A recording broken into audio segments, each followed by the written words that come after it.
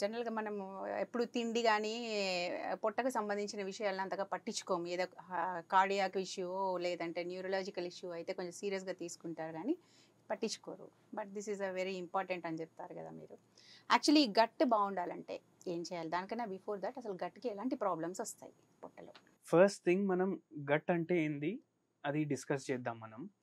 So gut health అనేసి ఈ మధ్య చాలా వింటున్నాం మనం. యెస్. అండ్ గట్ అంటే గ్యాస్ట్రో ఇంటెస్టైనల్ ట్రాక్ట్ ఏదైతే ఉంటుంది దాన్ని గట్ అంటారు. అంటే మన మౌత్ నుంచి మన యానస్ వరకు మనం ఎక్కడైతే ఇంటేక్ తీసుకుంటాం ప్లస్ ఎక్స్క్రీట్ చేస్తాం కదా, ఆ టోటల్ ట్రాక్ట్ని మనం గట్ అంటాం. అంటే మన డైజెస్టివ్ సిస్టమే మన గట్. సో మనం ఏదైతే ఫుడ్ తీసుకుంటాం అది మన స్టమక్లో ఇంటెస్టైన్స్లో డైజెస్ట్ అయ్యి దాంట్లోకి వెళ్ళి న్యూట్రిషన్స్ మన బాడీలోకి పోవాలి.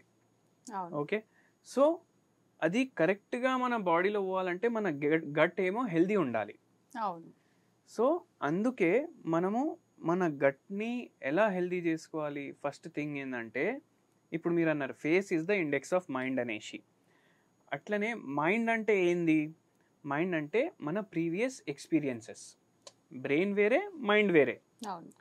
మనం మైండ్ తోటి ఆలోచిస్తాం. సో ఏదైనా థాట్ మనకు వచ్చిందంటే అది థాటే ఉంటుంది. We cannot touch that thought. Brain ఏమో మనం ముట్టుకోవచ్చు, కానీ మైండ్ని మనం ముట్టుకోలేము, ఎందుకంటే అది థాట్. అది మన గట్ కూడా ఆ మైండ్కి డైరెక్ట్ లింక్ ఉంటుంది అంటారు. ఇప్పుడు ఈ మధ్య మనం హోలిస్టిక్ హెల్త్ అని మాట్లాడతాం. ఇంతకుముందు ఇప్పుడు ఏమైనా గట్లో ప్రాబ్లం ఉందంటే గ్యాస్ట్రోఎంటరాలజిస్ట్ దగ్గర వెళ్ళండి, ఏమైనా మైండ్లో ప్రాబ్లం ఉంటే సైకాట్రిస్ట్ దగ్గర వెళ్ళండి. అంటే బాడీని స్పేర్ పార్ట్స్ లాగా చేసేసినాం మనం. కానీ ఇప్పుడు మనం అంటాము నాకు ఒక గట్ ఫీలింగ్ ఉంది అనేసి అంటాం.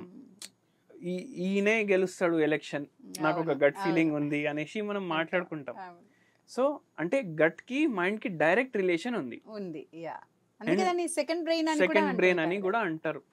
ఇప్పుడు మీరు చూడండి, ఇప్పుడు మీరు ఇంత ఎక్స్పీరియన్స్డ్ హెల్త్ జర్నలిస్ట్ కదా, స్టార్టింగ్ లో మీరు ఎప్పుడైతే జర్నలిజం లో ఇట్లా ఇంటర్వ్యూలు తీసుకోవడం ఇట్లా చేసిండ్రు, ఫస్ట్ టైం కెమెరాకి ఫేస్ చేసినప్పుడు ఒక భయం ఉంటుంది. ఆ భయం ఎవ్వరు మర్చిపోండి. నేను కూడా ఫస్ట్ పేషెంట్ చూసినా కదా నా ప్రాక్టీస్లో, ఒక భయం ఉంటుంది మనకు. అది మనం మర్చిపోం, మరే నేను అంత భయపడినా అప్పుడు అనేసి. సో ఆ యాంగ్జైటీ వల్ల మనకు ఏమేమి సిమ్టమ్స్ వస్తాయి ఆ టైంలో? మనకు చాలా మందికి క్రాంప్ స్టార్ట్ అవుతాయి స్టమక్లో. అంటే జర ఇట్లా స్టమక్ టైట్ అయినట్టు, ప్లస్ కొంచెం దాహం వేసినట్టు, డ్రై మౌత్ అయిపోతుంది. ఎందుకు? మనకు మైండ్లో ఉంది కదా భయం, కానీ మనకు దాని ఎఫెక్ట్ ఫస్ట్ ఎక్కడ కనిపిస్తుంది? బాడీలో గట్ మీదనే కనిపిస్తుంది. అందుకే మైండ్కి గట్కి ఆ కోరిలేషన్ ఉంటుంది. సో మనిషి హెల్దీ ఉండాలంటే అంత మొత్తం బాడీ హెల్దీ ఉండాలి, మైండ్ హెల్దీ ఉండాలి. ఇవి రెండు హెల్దీ ఉండాలంటే గట్ ఏమో హెల్దీ ఉండాలి. అంటే యాక్చువల్గా ఎలాంటి ప్రాబ్లమ్స్ జనరల్గా మనం మామూలుగా అందరు ఎక్కువ వాడేది యాసిడిటీ, గ్యాస్ ప్రాబ్లం అనేది ఒకటి అంటూ ఉంటారు. ఓవరాల్గా మెయిన్గా బేసిక్గా ఎక్కువ మందిలో కనిపించే ప్రాబ్లమ్స్ ఏంటి గట్ రిలేటెడ్ ఇష్యూస్?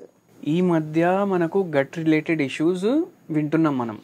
అంటే ఇది జనరలీ ఇప్పుడు చూడండి, పైల్స్ వచ్చినా అది ఒక గట్ రిలేటెడే, నోట్లో అల్సర్లు వచ్చినా, పొక్కులు వచ్చినా అది గట్ రిలేటెడ్లే, స్టమక్లో అల్సర్లు వచ్చినా గట్ రిలేటెడే. ఇప్పుడు ఐబిఎస్ అనేసి ఒక ప్రాబ్లం ఉంటుంది, ఇరిటేబుల్ బౌల్ సిండ్రోమ్, అది గట్ రిలేటెడే.